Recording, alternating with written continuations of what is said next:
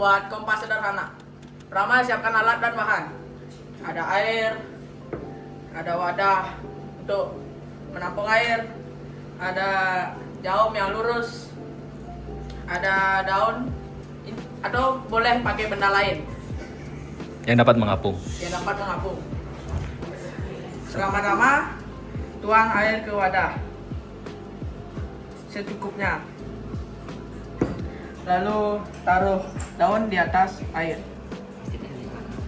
Pastikan di tengah-tengah. Ya, ini paling penting. Taruh ujung paling tajam ini di ujung daun. Lalu arahnya bakal di utara dan selatan.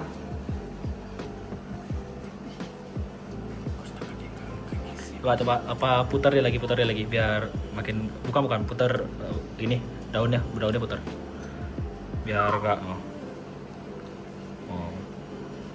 langsung lurus lagi.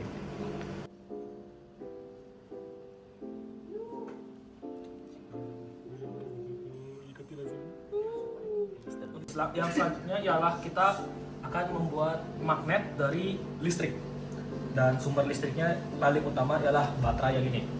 Jadi bahan yang perlu kalian siapkan adalah paku ataupun benda besi yang lainnya, lalu dililit dengan kawat ataupun kabel terserah. Lalu siapkan baterainya juga bebas, yang penting cukup kuat untuk menghantarkan listrik.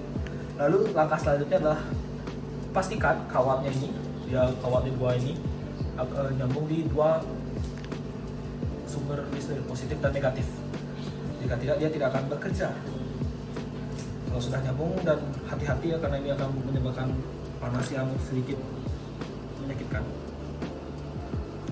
Jika sudah menyambung seperti ini, saya sarankan untuk menempelkan mereka menggunakan selotip atau lakban. Dan jika tidak punya, boleh pakai tangan asalkan risiko tanggung sendiri. Dan ini sudah menjadi magnet. Nah, kalau kita ikatkan dia ke hasil yang tadi, dia akan terganggu, atau magnetnya akan terganggu. Terdorong, terganggu dia. Terganggu sedikit. Jika kita mengarahkannya di kutub utara, dia akan tertarik, tapi jika kita dari kutub selatan, dia akan terdorong. Oke, sekarang jadi seperti itu.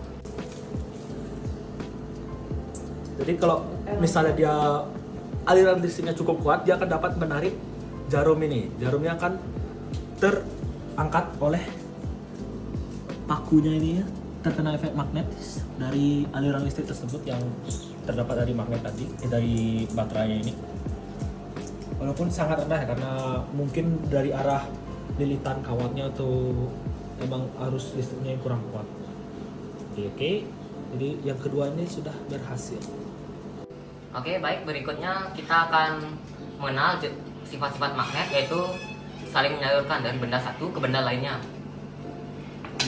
Dan alat dan bahan yang perlu disiapkan, yang itu pertama itu 2 buah jarum atau lebih. Berikutnya adalah sumber medan magnetnya. Pastikan sumber medan magnet memiliki kekuatan magnet yang cukup untuk menarik beberapa benda sekaligus. Yang pertama, 1, 2,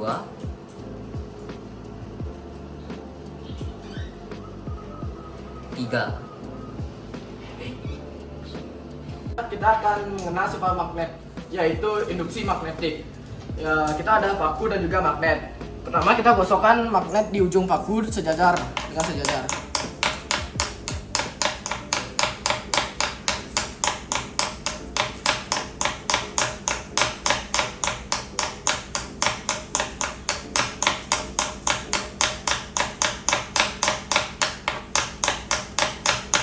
Kalau sudah digosokkan, kita coba ya.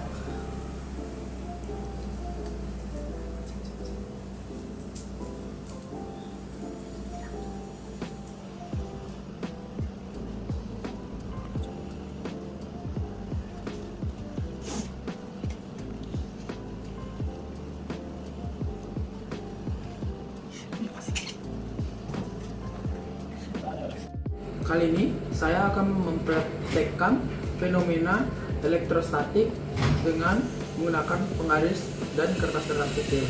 Maka pertama, penggaris plastik kita gosokkan dengan satu arah di bagian rambut. Pasang jalan.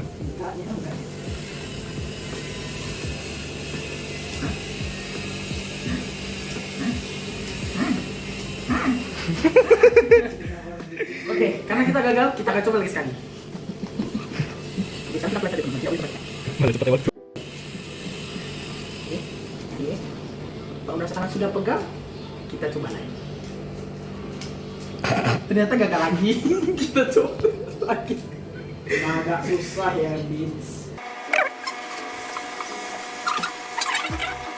Nah, ini sudah nih, tangan saya sudah pegang.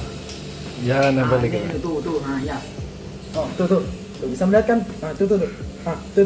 Ah, walaupun sedikit tidak apa-apa teman-teman. Namanya berusaha. Kecil banget. Sifat medan magnet selanjutnya, magnet bisa tetap bekerja walau ada penghalang. Catatan, penghalang itu harus tipis dan tidak terlalu tebal seperti ini. Jika penghalang terlalu tebal, maka kekuatan tarik-menarik dari sebuah magnet akan mengurang atau mengecil. Kalau terlalu tebal, tidak akan bisa. Tuh. Jadi seperti itulah.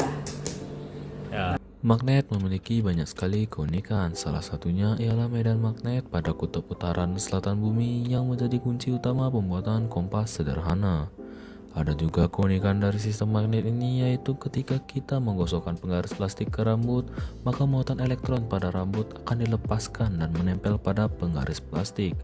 Dan ketika penggaris plastik didekatkan pada potongan kecil kertas yang memiliki muatan netral, akan tercipta fenomena tarik-menarik antar dua benda tersebut, walaupun dari percobaan yang kami lakukan sebelumnya belum mendapatkan hasil yang maksimal. Sekian dari saya, mohon maaf atas kesalahan dalam bentuk kalimat ataupun saat proses pembuatan video, dan terima kasih.